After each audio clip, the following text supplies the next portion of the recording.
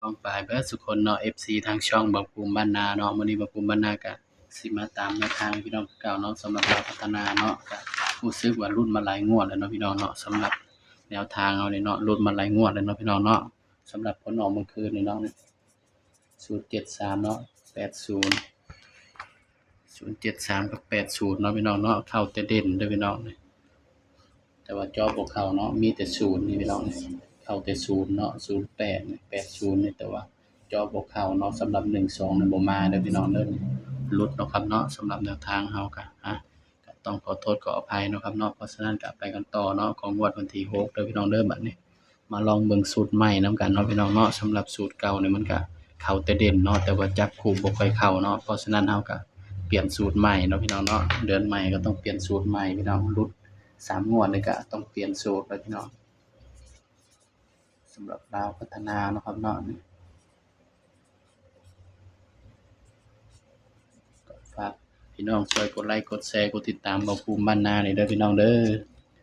ช่องก็บ่ได้มีรายได้หยังดอกแต่ว่าอยากลงแนวทางเฉยๆเนาะมันเป็นความแบบว่าเฮามักหั้นน่ะพี่น้องเฮามักคิดนะเนาะก็เลยต้องเอามาลงแนวทางให้พี่น้องเบิ่งเนาะเพราะว่าพี่น้องมักก็จังตามเนาะถ้าว่าบ่มักก็เลื่อนผ่านพี่น้องตัวเลขก็มีเข้ามีหลุดเนาะพี่น้องเนาะเป็นเพียงแนวทางเท่านั้นเนาะพี่น้องเฮาก็บ่ฮู้ดอกมันสิมาตัวใดเนาะพี่น้องเนาะให้เพื่อเป็นแนวทางเนาะสำหรับเด่นตัวแรกเนาะ4 5 6แต่ว่าเบามักก็คือเด่น5กับ6เนาะพี่น้องเนาะ4ก็คือตัวรองเนาะนี่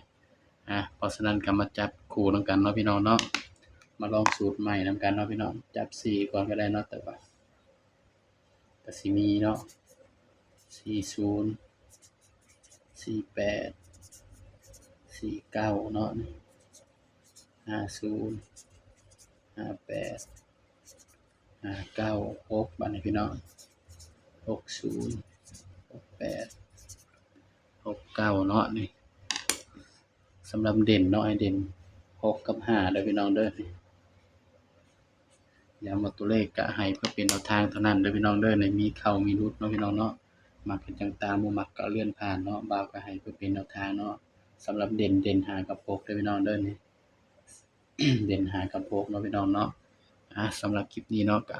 มาเบิ่ง3ตัววาง3ตัวไว้จัก2ชุดเนาะพี่น้อง745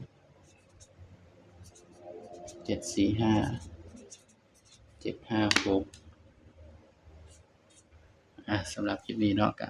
ฝากไว้เพียงเท่านี้เด้อพี่น้องเด้ออย่าลืมกดไลค์กดแชร์กดติดตามบ่าวภูมิบ้านนานี่เด้อพี่น้องเด้อสำหรับคลิปนี้ก็สวัสดีครับ